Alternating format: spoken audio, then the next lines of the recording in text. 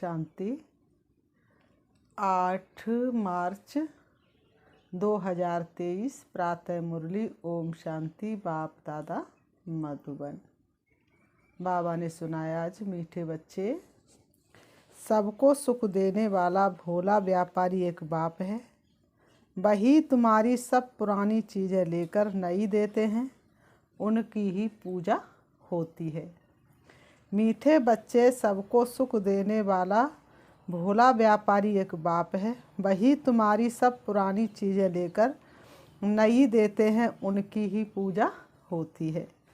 प्रश्न बाबा ने किया, तुम्हारी गॉडली मिशनरी का कर्तव्य क्या है? तुम्हें कौन सी सेवा करनी है? तुम्हारी गॉडली मिशनरी का कर्तव्य क्या है? तुम्हें कौन सी सेवा करनी है?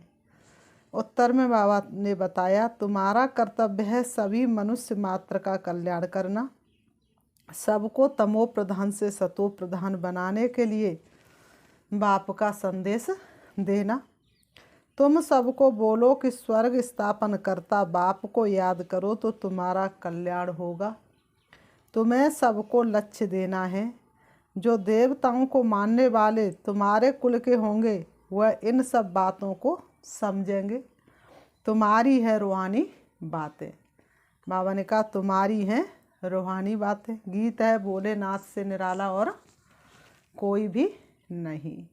ओम शांति। भोलानाथ शिव बाबा बैठ समझाते हैं। भोलानाथ सिर्फ एक शिव बाबा है। गौरीनाथ जो कहते हैं, गौरी कोई एक पार्वती नहीं होती। गौरीनाथ कहते हैं ना, बाबा ने कहा गौरी एक कोई पार्वती नहीं होती। गौरीनाथ या बबुलनाथ अर्थात बबुल जैसे कांटों को फूल और जो सांवरे बन पड़े हैं उनको गोरा बनाने वाले हैं। महिमा सारी है ही एक की। बाबा ने कहा, यह है मनुष्य सृष्टि रूपी झाड़ व ड्रामा। बाबा ने कहा, इसको मनुष्य सृष्टि रूपी झाड़ भी कह सकते और इसको ड्रामा अर्थात फिल्म भी कह सकते हैं। जब ड्रामा कहा जाता है तो उनमें जो मुख्य एक्टर्स हैं वह ज़रूर याद आते हैं। मुख्य ज़रूर हीरो हीरोइन की जोड़ी होती है। यहाँ भी मुख्य कोई ज़रूर चाहिए। माता पिता नामी ग्रामी हैं। सूक्ष्म वतन में कहते हैं शंकर पार्वती। सूक्ष्म वतन में कहते शंकर और पार्वती। ब्रह्मा का किसको पूरा मालूम नहीं है। ब्रह्मा सरस्वती कह देते हैं, परंतु वह कोई जोड़ी है नहीं। ब्रह्मा सरस्वती कह देते, बाबा ने कहा, परंतु वह कोई जोड़ी है नहीं। वास्तव में शंकर पार्वती की भी जोड़ी है नहीं। बाबा ने कहा, विष्णु को भी दुनिया नहीं जानती। उनको जो अलंकार दिखाते हुए भी उनके नहीं है। यहाँ लक्ष्मी नारायण की जोड़ी कहेंगे। अब सभी से भोलानाथ उनको कहा जाता है जो बहुत सुख देने वाला है। अब बाबा ने कहा, सबसे ज़्यादा भोलानाथ कौन है? जो सबको बहुत सुख देते हैं। भोलानाथ व्यापारी भी है।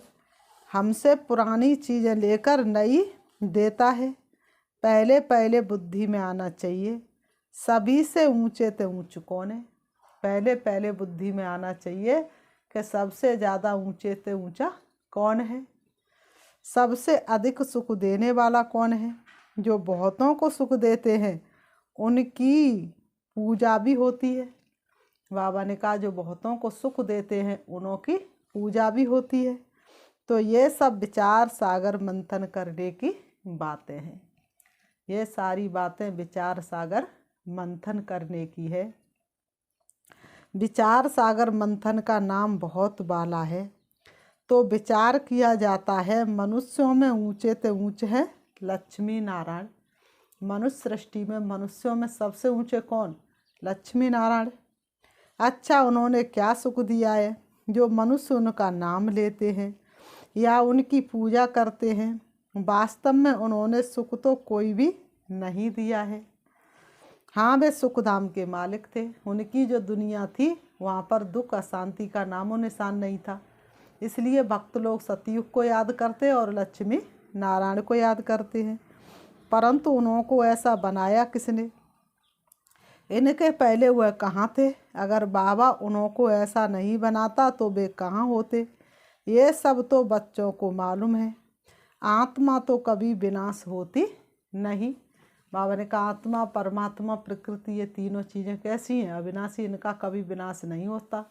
सिर्फ इनमें परिवर्तन आ जाता है। पहले ये सतो प्रधान होती, फिर तमो प्रधान हो जाती।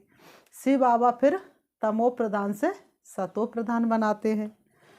उनको ऐसा काम किसने सिखलाया जो इतना ऊंच बने? जरूर कोई शिक्षा मिली है। दुनिया नहीं जानती वह पास्ट में कौन थे। तुम अब जानते हो लक्ष्मी नारायण 84 जन्म भोग, अंत में ब्रह्मा सरस्वती बनते हैं। तो क्या लक्ष्मी नारायण की महिमा गाई जाए या उनको जो पुरुषार्थ कराने वाला है अथवा प्रारब्धि देने वाला है उनकी महिमा की जाए? बाबा ने कहा किसकी महिमा की जाए? लक्ष्मी नारायण की महिमा की जाए या उनको इस जिसने ऐसा बनाया उसकी महिमा की जाए? कितनी गुहा बातें हैं। समझाना है कि लक्ष्मी नारायण क्या करके गए। उनकी भी सारी राजधानी चली है, परंतु गायन सिर्फ एक का ही चला आता है। शंकराचार्य ने आकर सन्यासियों की रचना रची, फिर उनकी पालना भी की। फिर जब तमो प्रधान अवस्था को पाते हैं तो उन्होंने सतो प्रधान कौन बनाए? माया ने सबको तमो प्रधान बनाया है। माया महा ठगनी, माया ने सबको तमो प्रधान बनाया है। लक्ष्मी नारायण जो सतो प्रधान थे फिर चक्र लगाकर तमो प्रधान में आते हैं। हर एक का ऐसे होता है। बाबा ने कहा हर एक का ऐसा होता है। बल कितने भी बड़े मर्तबे वाला हो, सतो रजो तमो से हर एक को पास करना है। इस समय सब पतित है। बाबा ने कहा इस समय सब पतित है, तो तमो प्रधान दुनिया को फिर से सतो प्रधान कौन बनाए? इस समय सारी दुनिया पतित है, तो इस पतित दुनिया को पावन कौन बनाए? तमो प्रधान को सतो प्रधान कौन बनाए? पहले पहले सतो प्रधान सुख में आते, फिर दुख में आते जाते हैं। ये राज अब तुम बच्चों को समझाया जाता है। 84 जन्म लेना होता तो जरूर सतो प्रधान से तमो प्रधान बनना ही होगा। हर चीज़ सतो रजो तमो जरूर होती है। प्रेसिप्टर्स का भी ऐसे होता है, वह भी अब तमो प्रधान है। तो फिर भी अब सबसे ऊंचे ते ऊंच कौन है जो कभी भी तमो प्रधान नहीं बनता? अगर वह भी तमो प्रधान बन जाए तो फिर उनको सतो प्रधान कौन बनाए? फिर बलिहारी उनकी हो जाए।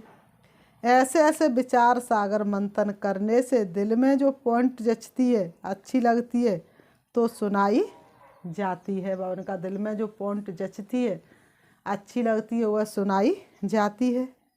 भोलानाथ परम पिता परमात्मा ही सबका सदगति दाता है और कोई किसी की सदगति कर ना सके। सतो प्रधान बनाने वाला है। सब दुर्गति से निकल गति सदगति को पाते हैं।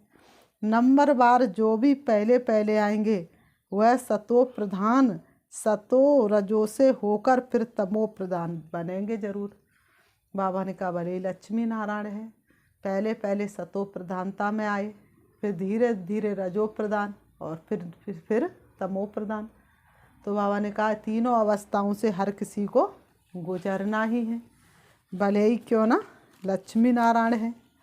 तो बाबा कहते पहले पहले जब बाबा ने कहा पहले पहले जब आत्मा नीचे आती है तो उनको सुख भोगना है।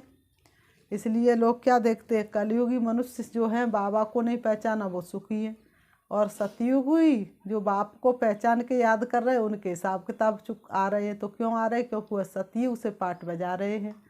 तो इसलिए इतनी आत्माओं से उनका हिसाब किताब जुड़ा है, प्रकृति से इतना ज़्यादा हिसाब किताब जुड़ा है। कलयुगी आत्मा परम धाम से अभी उतर के आई हैं, इसलिए उनका इतना ज़्यादा हिसाब किताब नहीं है जो उन्हें चुकतू करना पड़े। तो एक ही जन्म तो सुख और दुख दोनों पार्ट बजाना है उनको। तो दुख भोग ना सके, मनुष्य पहचान नहीं सकते कि ये नया सोल है, इसलिए इतना सुख है मान है। अब सबकी तमो प्रधान अवस्था है। तत्व खानियाँ आदि सब तमो प्रधान है। नई चीज़ें थी अब पुरानी हो गई हैं। बाबा ने कहा हर चीज़ नई थी अब हर चीज़ पुरानी हो गई है। वहाँ का अनाज फल फूल आदि कैसे अच्छे होते हैं। बाबा ने कहा उनकी तो बात ही क्या, वह भी बच्चों को साक्षात्कार कराया हुआ है। सूक्ष्म वतन में बच्चियां जाती हैं, कहती हैं बाबा ने सूबी रस पिलाया। जरूर ऊंच बाप चीज भी ऊंची देते होंगे, बच्चों को ये बुद्धि में रहना चाहिए। ऊंचे तो ऊंचे एक भगवान ही है, याद भी सब उनको करते हैं। गॉड फादर कहते हैं, गॉड रहते ही ऊपर में है, इसलिए भक्त लोग आते पार ब्रह्म परमेश्वर। ऊपर वाला जाने, सबकी बुद्धि ऊपर ही जाती है, किसी की बुद्धि नीचे नहीं जाती है। आत्मा गॉड फादर को याद करती है, क्योंकि आत्मा को दुख है तो भोलानाथ बाप आकर फिर सुख देते हैं, तो उनको क्यों नहीं याद करेंगे। आत्मा कहेगी हम शरीर के साथ जब दुखी होता हूँ तो बाप को बहुत याद करता हूँ। आत्मा फील करती है जब दुख होता है तो किसको, बाप को याद करते। क्यों करते, क्योंकि बाप कभी सुख दे करके गए हैं। रावण दुश्मन दुख देते हैं तो बाप को याद करते हैं। दुख में हम सभी आत्माएं परमात्मा को सिमरण करती हैं। फिर जब हम आत्मा स्वर्ग में रहती हैं तो बाप को याद नहीं करती। इसलिए कहते हैं दुख में सुमरण सब करे और सुख में करे ना कोई। जो सुख में करे तो दुख का एक हो। तो सतयुग त्रेता में इतना सुख होता है जो सुमरण करने की जरूरत ही नहीं पड़ती। ये आत्मा कहती है बाप को ही पुकारेगी ना। मनुष्य तो उनका ऑक्यूपेशन जीवन कहानी कुछ नहीं जानते, ना ड्रामा का राज जानते हैं कि कैसे आत्मा चक्र में आती है। तुम बच्चे अब जानते हो माया रावण दुख देने वाली है। तुम बच्चे जानते हो कि माया रावण हमें दुख देने वाली है। ये रावण राज्य शुरू हुआ है द्वापर युग से, ये भी समझाना है, क्योंकि ये किसको पता नहीं है कि सबसे पुराना दुश्मन रावण है। उनकी ही मत पर यह पार्टीशन आद हुआ है। अभी तुम बच्चे समझते हो हम श्रीमत से भारत को स्वर्ग बनाते हैं। अभी तुम बच्चे समझते हो कि हम श्रीमत से भारत को स्वर्ग बनाते हैं। वही सब सदगति दाता सबका है। जब आए तब ही ब्रह्मा विष्णु शंकर से कार्य कराए। ऊपर से कैसे करा सकता है, जब धरती पर आए तब ब्रह्मा विष्णु शंकर के द्वारा कार्य कराए। ऊंचे तो ऊंच वह एक ही है, उनकी जीवन कहानी को कोई नहीं जानते। ये खेल ही ऐसा बना हुआ है। बाबा ने कहा भूल का ये खेल ही ऐसा बना हुआ है। तो बाबा समझाते सबसे बड़ा दुश्मन रावण है और कोई हमारा दुश्मन नहीं। ये 5 विकार ही सबसे बड़े दुश्मन हैं। उस पर जीत पानी है। समझाते भी उनको हैं जिन्होंने कल्प पहले समझा था। बाबा ने कहा वही आकर शूद्र से ब्राह्मण बनते हैं। अब विचार करो सतयुग से त्रेता अंत तक कितनी संप्रदाय वृद्धि को पाती रहेंगी। तो इतने सबको ज्ञान देने की सर्विस करनी है, इतने सब में ज्ञान का बीज भरना है। बाबा ने कहा सतयुग से लेकर अब तक कितनी संप्रदाय आई, इन सबको ज्ञान देना अर्थात ज्ञान का बीज डालना है, भरना है। ज्ञान का विनाश तो नहीं होता है, चाहे कोई इन्हें 1 मिनट भी सुना लेकिन उसका विनाश तो कभी नहीं होता है। लड़ाई वालों का भी उद्धार करना है। हमारे दैवी संप्रदाय वाले जहाँ होंगे वह निकल आएंगे। उन लड़ाई करने वालों को कहा जाता जो युद्ध के मैदान में मरेंगे वह स्वर्ग में जाएंगे, परंतु उनके कहने से स्वर्ग में जा नहीं सकते। ऐसे कोई स्वर्ग में जा नहीं सकते जब तक तुम लक्ष्य ना दो। लक्ष्य सिर्फ ब्राह्मण ही दे सकते हैं, मरना तो है ही। मुसलमान अल्लाह को याद करेंगे, सिख लोग गुरु नानक को याद करेंगे, परंतु स्वर्ग में थोड़े ही जा सकते हैं। कितना भी याद करते करते जाएं, परमात्मा के द्वारा जो पढ़ाई जा रही उसको नहीं पढ़ा तब तक स्वर्ग में जा नहीं सकते। स्वर्ग में जाना होता है संगम पर। तो इन लड़ाई याद वालों को भी सिवाय तुम ब्राह्मणों के ये मंत्र कोई दे ना सके। स्वर्ग का मालिक बनाने वाला सबसे ऊंचे हुए बाप। ये तो ठीक है भगवान वाच के युद्ध में मरने से स्वर्ग में जाएंगे, परंतु कौन सी युद्ध? युद्ध हैं 2, एक है रूहानी दूसरी है जिस्मानी। पर कौन सी युद्ध? तो उन्होंने जिस्मानी युद्ध समझ लिया, लेकिन कौन सा युद्ध? ये रूहानी युद्ध।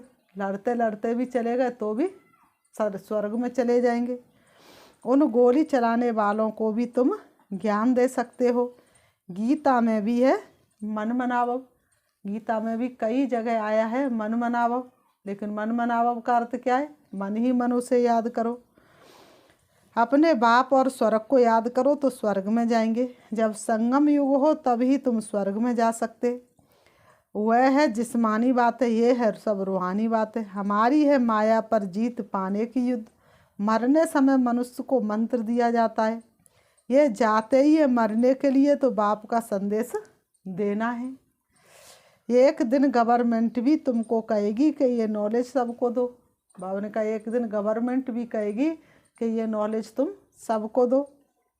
तुम हो गॉडली मिशनरी, तुम्हारा काम है बहुतों का कल्याण करना। बोलो भगवान को याद करो। सबसे एक ही बात सुनाओ कि तुम भगवान को याद करो। अब स्वर्ग स्थापन हो रहा है तो सुनकर बहुत खुश होंगे। जो इस कुल के होंगे वही मानेंगे। देवताओं को मानने वाले ही इन बातों को समझेंगे। तो सबका कल्याण करना है, सुनाना सबको है। तुम पहचान नहीं सकते कि कौन देवताई कुल का है कौन नहीं है, तो सुनाना तो सबको है।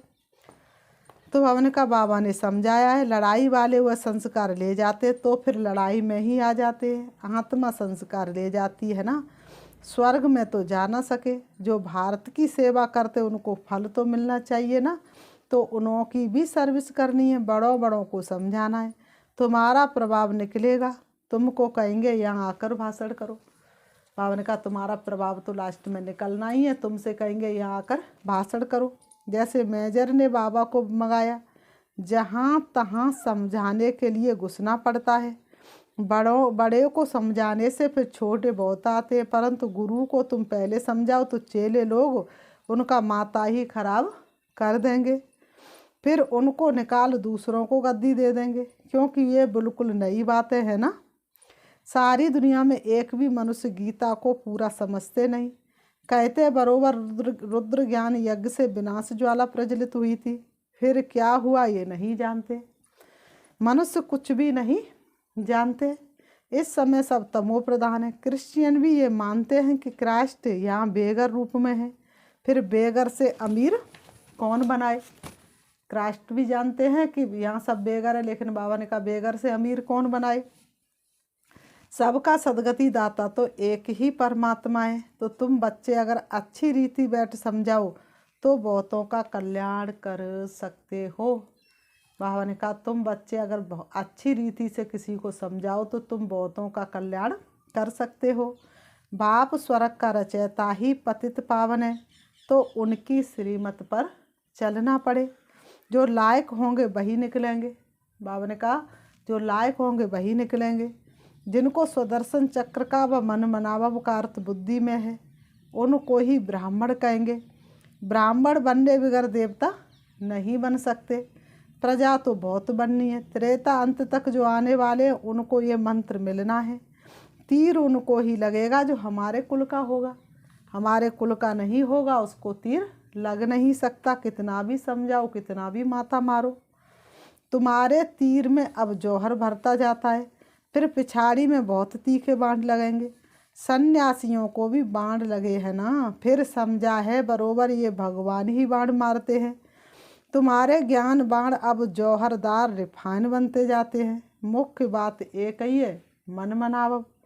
ये अर्थात रीति समझाया है कि यही संगम युग है जहाँ से स्वर्ग जा सकेंगे। महाभारत लड़ाई भी सामने खड़ी है। बाबा ने कहा महाभारत लड़ाई भी सामने खड़ी है। बाबा ने कहा वह भी युद्ध का मैदान है, ये भी युद्ध का मैदान है। माया पर जीत पाने में मेहनत लगती है। साधारण प्रजा भी बहुत बननी है। जो इस कुल में आने वाला नहीं होगा उनको याद ही नहीं पड़ेगा। सर्विस के लिए विचार सागर मंथन करते रहेंगे तो तुमको ज्ञान की पॉइंट्स आएगी। उस युद्ध में भी विचार सागर मंथन चलेगा। ऐसे करेंगे तो जीत पाएंगे। बुद्धि तो चलती है ना, प्रैक्टिस भी करते हैं। जब तीखे हो जाते तो मैदान पर लड़ने जाते हैं। तुम्हारे पास बहुत ढेर आएंगे। भगवान के दर पर भक्तों की भीड़ होनी ही है। भगवान के दर पर भक्तों की भीड़ होनी है। मच्छरों वहाँ पे आएंगे, प्राइम मिनिस्टर व किंग क्वीन के आगे इतनी भीड़ नहीं होती जितनी भगवान के पास भक्तों की भीड़ होगी। फिर उस भावना से आएंगे, कोई खराब विचार नहीं रहेगा। यह तो निराकार बाप है ना, तो समझ में आता है भगवान के आगे भक्तों की भीड़ होनी चाहिए।